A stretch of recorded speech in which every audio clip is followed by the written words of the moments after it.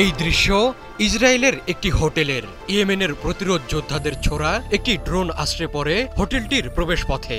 সাথে সাথেই ধরে যায় ভয়াবহ আগুন। ধোঁয়ায় অন্ধকার হয়ে যায় চারপাশ। বেজে ওঠে সতর্কতা সাইরেন। আতঙ্কে ছোটাছুটি শুরু করে মানুষ। মিসাইল ও ড্রোন হামলা চালিয়ে এভাবেই দখলদারদের কাঁপিয়ে দিয়েছে প্রতিরোধ গোষ্ঠী হুথি। لتنفيذ عمليات معادية تستهدف بلدنا গাজায় বর্বরতার প্রতিশোধ নিতে ইসরায়েলকে নিয়মিতই লক্ষ্যবস্তু বানাচ্ছে ইয়েমেনি বাহিনী। এবার একযোগে ওয়ালটন এখন দেশের সীমানা পেরিয়ে পৌঁছে গিয়েছে 50টিরও বেশি দেশে। ওয়ালটন, ঘরে ঘরে বিশ্বজুড়ে। দেশটির রাজধানী তেল আবিব, পর্যটন নগরী ইলাদ এবং বীরসেবার মতো গুরুত্বপূর্ণ স্থান লক্ষ্য করে হামলা চালিয়েছে প্রতিরোধ যোদ্ধারা। তারা জানিয়েছে 3টি অভিযানই সফল হয়েছে। وحققت العملية أهدافها بنجاح بفضل الله। প্রতিরোধ গোষ্ঠীর সামরিক মুখপাত্র ইয়াহিয়া সারি জানান, তাদের বাহিনী প্রথম অভিযানে 3টি ড্রোন ব্যবহার করে ইলাদ শহরের বিভিন্ন লক্ষ্যবস্তুতে হামলা চালায়। এর মধ্যে ইসরায়েলের একটি হোটেলে আশ্রে পড়ে একটি ড্রোন। ইসরায়েলি সামরিক বাহিনী জানায়, ওই এলাকায় বিমান হামলার সাইরেন বাজার পর পূর্ব দিক থেকে উৎক্ষেপণ করা একটি ড্রোন ইলাদ শহরের দক্ষিণাঞ্চলে বিধ্বস্ত হয়। এ হামলার একটি ভিডিও প্রকাশ করেছে ইসরায়েলি বাহিনী। বার্তা সংস্থা রয়টার্স হামলার অবস্থানের সত্যতা যাচাই করতে সক্ষম হয়েছে।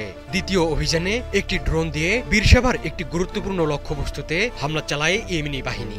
لن تتوقف إلا بوقف العدوان ورفع الحصار عن قطاع غزة।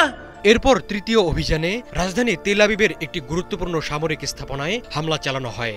এ অভিযানে ব্যবহার করা হয় ফিলিস্তিন 2 হাইপারসোনিক ব্যালিস্টিক মিসাইল। ইয়েমেনি বাহিনীর সামরিক মুখপাত্র জানান, এই সফল অভিযানে লাখ লাখ ইসরায়েলি আশ্রয় কেন্দ্রে যেতে বাধ্য হয়েছে। বন্ধ করে দেওয়া হয়েছে আকাশপথ।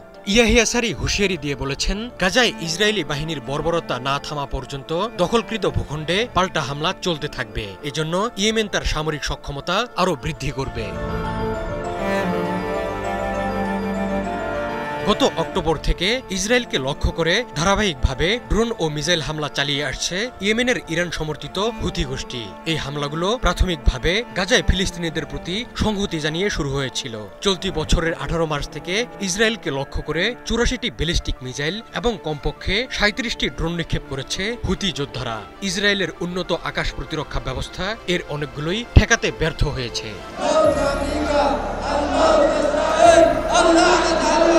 এই হামলাগুলো ইসরায়েলের দক্ষিণাঞ্চলীয় শহর ইলাদ এবং কখনো কখনো আরও অভ্যন্তরে তেল আবিব পর্যন্ত পৌঁছানোর চেষ্টা করছে। হুথিদের মূল প্রভাব লোহিত সাগরে বেশি। তারা ইসরায়েল সংশ্লিষ্ট বাণিজ্যিক জাহাজ লক্ষ্য করে হামলা চালাচ্ছে।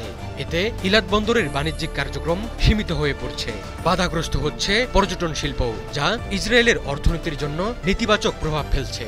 بعون الله تعالى عملية عسكرية نوعية تمثلت في استهداف أحد الأهداف المهمة